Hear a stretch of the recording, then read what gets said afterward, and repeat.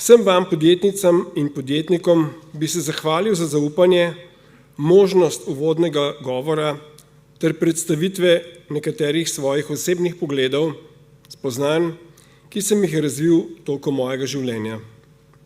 Živimo v turbulentnih časih, izjemnih eskalacij ter dejanskih tektonskih geostrateških premikov, na katere pa Evropa, ki ima trenutno celo vojno na svojih mejah in jo je, na žalost, že zapustilo tudi Združeno kraljestvo, nima pravih odgovorov.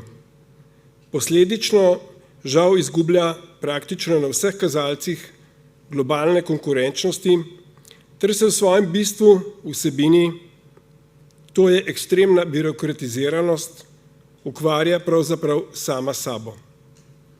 Če se samo ozremo recimo na polje energetike, ki je eno od ključnih stebrov uspešnega gospodarstva, s katero sem se tudi osebno ukvarjal v zadnjih 2 letih, lahko vidimo in v resnici tudi občutimo boj med francoskim in nemškim pristopom, v katerem se je slednji izkazal kljub več kot 600 milijardam investicij v tako imenovane brezogljične vire, ki so na koncu rezultirali v 9-krat večjem ogljičnem odtisu, predrago energijo in posledično dobesedni kolaps nemške industrije.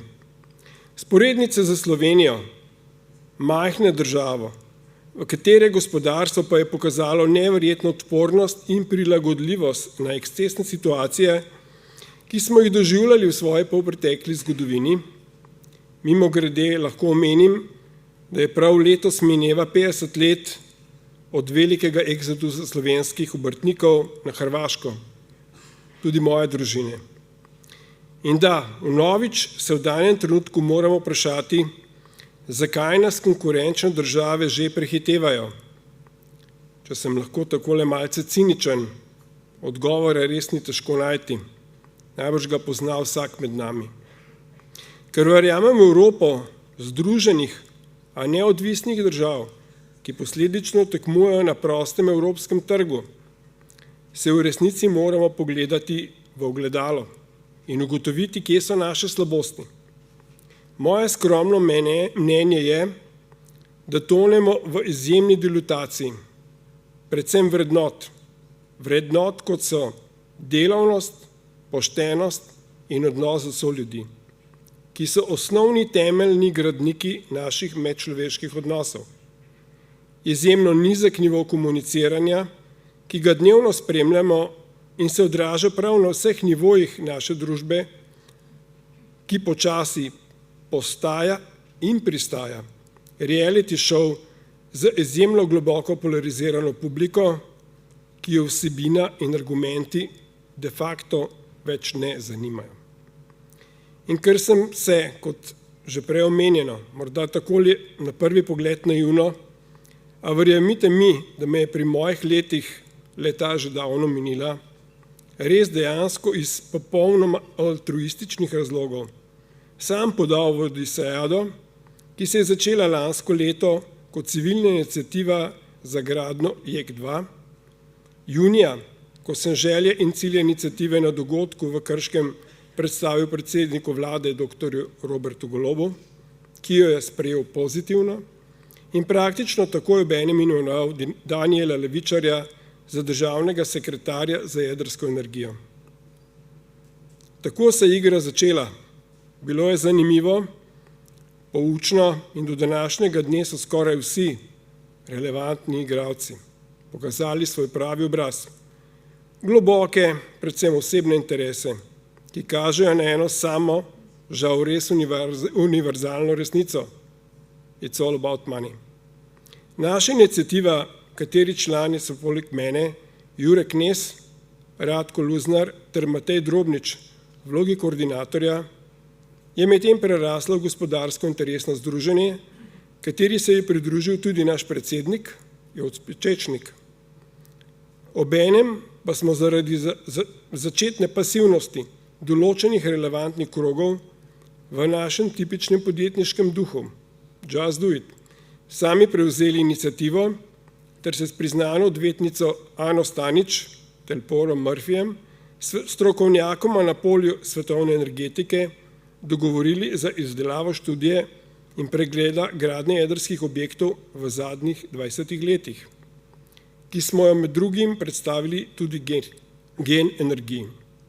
Tako pripravljen dokument, ki ga lahko prosto dobite na spletni strani SBC-ja, ki vam bo, ampak opozoril bi res na dolžino in kompleksnost dokumenta, ki je na 81 straneh, razjasnil, zakaj so nekateri jedrski objekti tako drastično podražili. Recimo Hinkley Point, kjer so recimo samo obresti že na 120% glavnice. Res pravi antipod Barakah projekta v Združenih Emiratih, kjer so zgradili v 12 letih 4 reaktorje 1400 megavatne, po bistveno nižji ceni.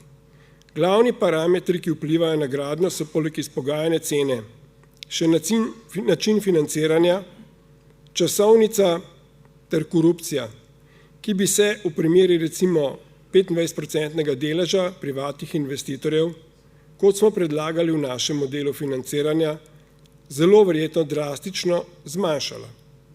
Trenutno smo v zaključni fazi tudi finančne študije, ki definitivno pokaže smotrnost in finančno upravičenost projekta. Sanjamo in govorimo o brezogljični prihodnosti sveta.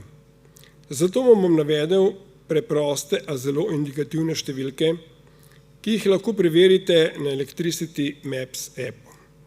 Premog 1090 gramov na kilovatno uro, plin 500, biomasa 230, solarna 35, vetrna 13, hidro 11 in nuklearna energija samo 5 gramov na kilovatno uro. Te številke pa nam predstavljajo osnovno abecedo razumevanja dejanskega stanja v energetiki. V nadaljevanju se kako zelo priročno pojavi več mesecev stara, iz neznanega razloga zaupna študija Elesa.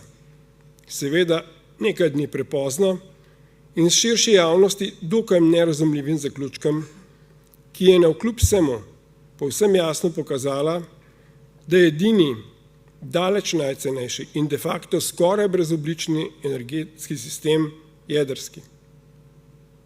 Igralci so postali malce nervozni, maske so padle, reality show pa je naredil stalo.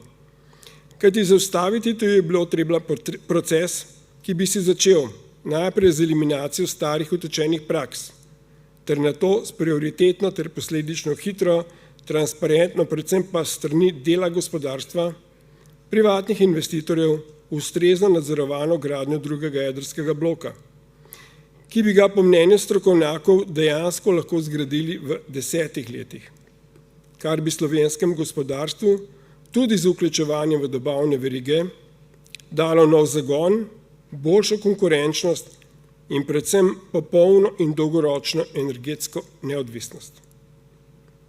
In če želite vedeti, kdo, vsi, ki bi vam nekaj prodajali, plin, nekoč bo vojne konec, zopet bomo imeli poceni ruski plin, a o kar 100-krat večjem ogljičnem odtisu seveda niti besede. Uvoz elektrike po tržnih cenah, ki smo jo še kako spoznali pred 2 letoma, ko je gospodarstvo le-to preplačalo za milijardo evrov. Tako imenovani CO2 odpustki, boni, ki jih plačujemo recimo samo za TEŠ, letno 200 milijonov evrov. Neskončno dolga in predvsem globoko netransparentna je vrsta prejemnikov, ki so tako in drugače prisesani na denar, ki ga v resnici de facto ustvarja in plačuje slovensko gospodarstvo.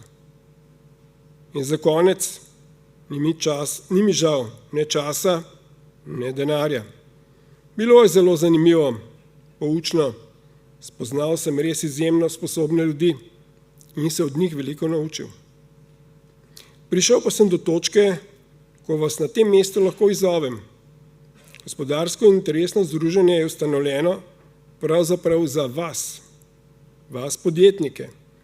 Trudno nima nikakršnih dolgov, vsi računi so poravnani.